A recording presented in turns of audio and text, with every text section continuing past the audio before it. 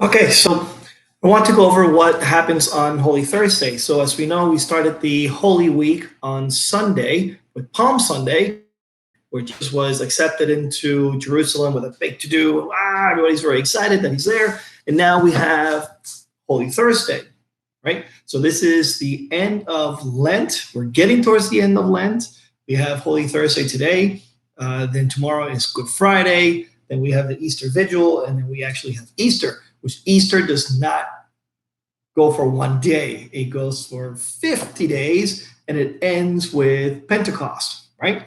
So I don't want to go through all the readings for this week for obvious reasons, or I think just the gospel is going to be good enough. But it is worth mentioning that in Exodus, or the very first reading, we talk about Exodus and the Passover, right? What are people supposed to do on Passover?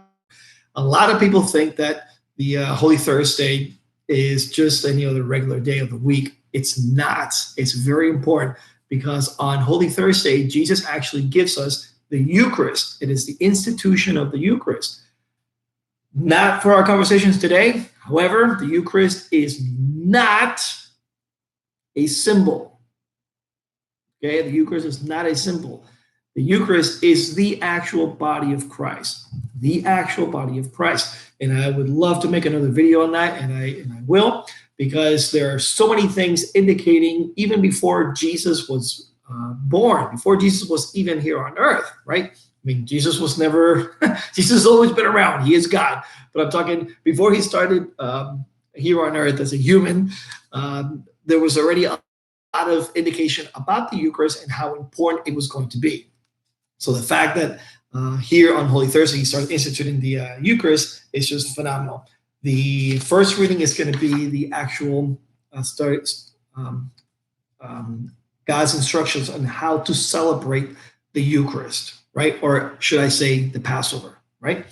And then you had the first letter of St. Paul to the Corinthians. If you recall, St. Paul, his first name was actually Saul. He is the one that was persecuting Christians like crazy, killing them and enslaving them or make them prisoners. I mean, he was just a really bad guy towards Christians. And I mean, to a certain degree, you kind of almost have to sympathize with Saul. He was a very devout Jew who just didn't believe in the story of Jesus Christ, right? But then Jesus Christ came to him and said, this is after the resurrection, right? So Jesus made an appearance to Saul and said, why are you persecuting me? Which is a very interesting way of saying it, because Jesus is not saying, why are you persecuting Christians? Or why are you persecuting those people over there? He says, why are you persecuting me? Right? Very interesting choice of words that Jesus says here. And if you'll recall, then Saul becomes blind for a few days until he is made unblind by God and sends him on a mission. And Saul then becomes Paul, and Paul is like one that starts really the whole church. It was the apostles, it was St. Peter, right? But St. Paul also has a big to do on how the whole church got started. Anyway, all right, so the second reading is from St. Paul, and here he talks about this is my body that is for you. This is the cup of the new covenant. So you have the first reading talking about the Passover. Then you have the second reading talking about how the body and blood, Jesus' body and his blood. Okay, so you have those two. And now the third reading, or the gospel reading, is according to John. Matthew, Mark, Luke, and John. We are in year A, so typically you would see a reading from St. Matthew, but because this is have John kind of sprinkled here and there in different gospels or different Sundays. So this is a reading according to gospel.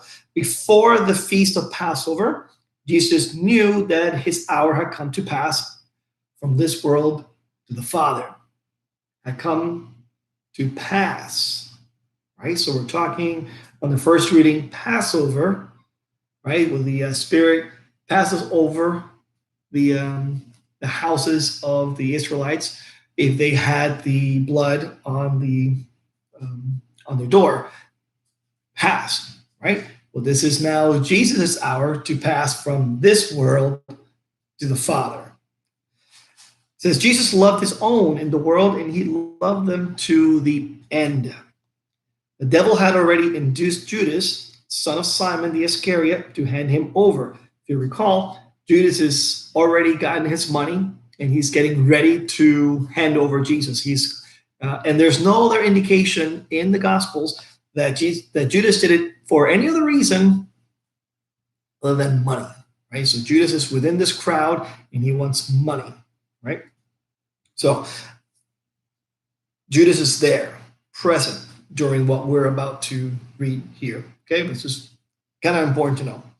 So during supper, fully aware that the Father had put everything into his power and that he had come from God and was returning to God, he got up, took off his outer garments, took a towel, tied it around his waist, then he poured water into a basin and began to wash his disciples' feet.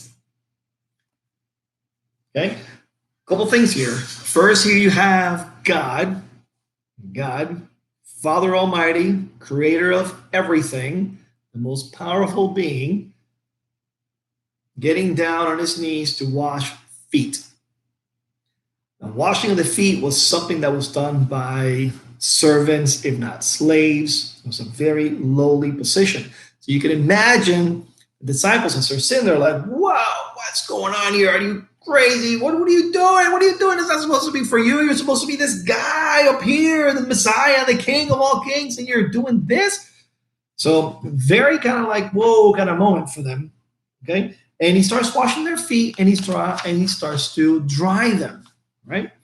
Now, so you can imagine the group is already kind of feeling a little off, but Simon Peter, okay, he was never lost for words. He said to them, Master, are you going to be washing my feet? And Jesus answered to him, what I am doing, you don't get. I get it. You don't understand, but you will understand later. And Peter, again, just speaking up, saying, you will never be washing my feet. No, don't think so. And Jesus kind of is like understanding lovingly. He says, unless I wash your feet, you have no inheritance with me. It's kind of interesting there that Jesus will say that unless I wash your feet, you will have no inheritance with me. So Peter said, well, wait. Don't just wash my feet. Wash my feet and my hands and my head. I mean, just give me a whole thing. I mean, I want to be part of your world. I want to be in your inheritance. I want everlasting life. I want to love you forever. So not just my feet, man. Do everything. And Jesus said to him, okay, whoever's taking a bath, okay, has no need to have his feet washed, for he is clean all over. So you are clean, but not all. Right? And here John kind of takes a moment aside to kind of say, for he knew that who would betray him. And that's the reason why he said, not all of you are clean. Okay? So when he had washed their feet and put his garments back on and reclined at table again, he said to them, do you guys know what I've just done for you? Right? Do you realize what I have done for you? You call me teacher, you call me master, and rightfully so, because I am. If I am your master and your teacher, and I've washed your feet, you ought to wash one another's feet, which is just like a real call to being a servant to one another. Right? Jesus is not saying here, if you follow me, you're going to have everything wonderful and beautiful and great. No. I need you to serve, right? So he says, I have given you a model to follow. So what I have done for you, you shall also do. This is a calling that Jesus has for us to wash each other's feet, to be there for one another, to serve one another, to not just sit back and let the world take care of whatever it is to take care of, but we're actually being a part of it. And we're getting down and dirty if we need to. And we will give that person some food if they need it. If we'll give that person forgiveness if they need it. And allow me to say this, it's not for you to find some random person and give them food. Although that's nice, it is my take on this that it's not just the person who is random, but the person who lives close to you. These people who need your attention, these people who need your forgiveness. It's not you forgiving some random person walking down the street, but it's you forgiving people who have really hurt you personally, that they've done things to us. And if you think back, you'll find them in your life. You're going to be like, that person so-and-so said the following to me. I'm not talking to them anymore, ever. Yeah, that's who we're called to forgive. And that's who we're called to serve. Okay? So, Holy Thursday, it is also the institution of the Eucharist. I would love to talk more about that, and I will some other time, but hope you enjoyed today.